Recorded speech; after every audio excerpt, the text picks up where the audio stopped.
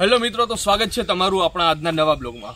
હું આવ્યો છું અત્યારે ચંદવાણા ગામમાં અને અત્યારે અહીંયા આપણે જે જોઈ રહ્યા છે એક સમાધિ છે બાપુની અને એમનું નામ હતું ચરણદાસ બાપુ। ચરણદાસ બાપુની વાત એવી રીતના કહેવાય છે। ચાલો આપણા સમાધિ જે છે ને પહેલાં હું તમને આગળનો આ જે વિસ્તાર છે એ બતાવી દઉં। તો અહીંયા આ રીતનો આખો આપણે વિસ્તાર જોવા મળે છે અને જો તમે આ રીતના ત્યાંથી એક નદીનું આખું એક પુલ જાય છે તો ત્યાં આપણે જશું હમણાં થોડીક વારમાં। બાકી જો આ રીતનું આખું આપણે ચારે કોણનો આ વિભાગ જોવા મળે છે। હવે આપણે અહીંયા છે ને સમાધિ છે ત્યાં જોતા જોતા જઈએ। ચલો, તો આ રીતના આપણે પહેલાં તો એક આખો ઓટલો જોવા મળે। અહીંયા છે ને એક આખો ટીલો હતો મિત્રો, પહેલાંના સમયમાં અહીંયા એક આખો ટીલો હતો। હવે એ જે ચરણદાસ બાપુએ છે ને અહીંયા જીવતા સમાધિ લીધેલી છે, એમની જે કથા છે એ પણ આપણે હમણાં વાત કરતા રહીશું। અને હવે ધીરે ધીરે અહીંયા ટીલો નથી અત્યારે અહીંયા આપણે ઓટો બનાવી દીધો છે।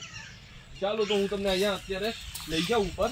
તો અહીંયા કંઈક આપણે છે ને આ પગથિયા ચડતા ચડતા આપણે જો વાત કરીએ તો એમાં એવું છે કે જે અહીંયા ચરણદાસ બાપુ હતા તો એમાં થયું એવું કે માધવપુરનો મેળો હતો મિત્રો। અને માધવપુરમાં મેળામાં આમના જે ગુરુ હતા એમણે આમને કીધેલું કે આમના શિષ્ય હતા તો એમણે આમને કીધેલું કે આપણે માધવપુરના મેળામાં જઈએ ચાલ।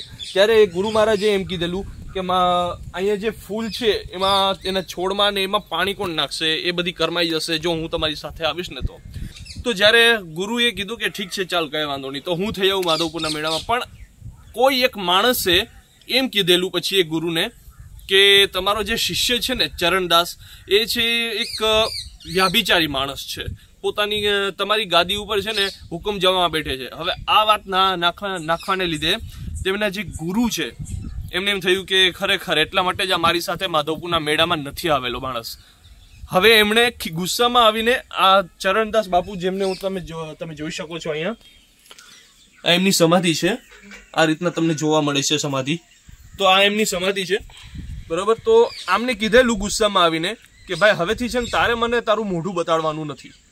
અને આમણે પછી કીધું કે તમે મારા ગુરુ છો, તમે જ મારા મા બાપ છો, હવે હું તમને મારું મોઢું ના બતાડું તો કોને બતાડીશ? એટલા માટે એમણે શું કર્યું, અહીંયા જ પોતે જીવતા સમાધિ લઈ લીધી। તો આ જગ્યાનો આખો ઇતિહાસ છે, તમે મારી આજુબાજુ જોઈ શકો છો। આખું આ મંદિર બનાવવામાં આવ્યું છે મિત્રો અહીંયા, તમે બાકી જોઈ શકો છો આજુબાજુની હરિયાળીઓ, આજુબાજુનું નેચર। અને જ્યારે પણ એમના ગુરુ છે એ અહીંયાથી નીકળતા હતા ત્યારે ચરણદાસ બાપુનો અહીંયા સમાધિમાંથી અવાજ આવતો હતો મિત્રો।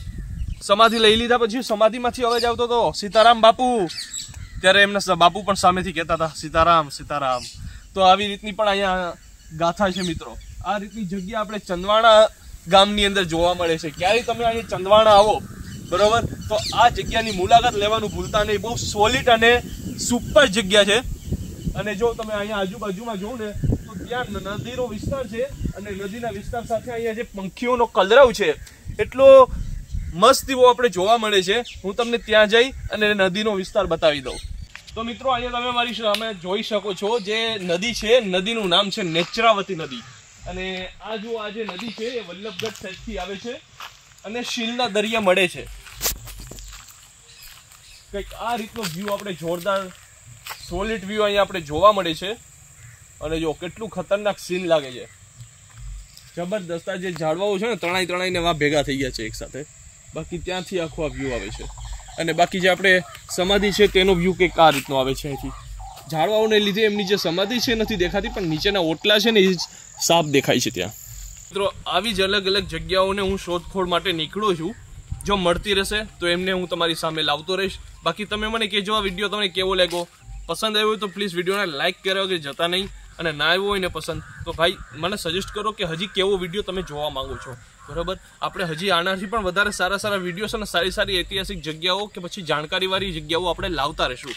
તો મિત્રો આપણે જલ્દી મળીએ નવા બ્લોગમાં। ચેનલ બનાવવા હોય તો સબસ્ક્રાઈબ કરી દેજો, વિડીયો વધારેમાં વધારે શેર કરી દેજો। મળીએ આપણે જલ્દીથી નવા બ્લોગમાં, ત્યાં સુધીમાં બાય બાય।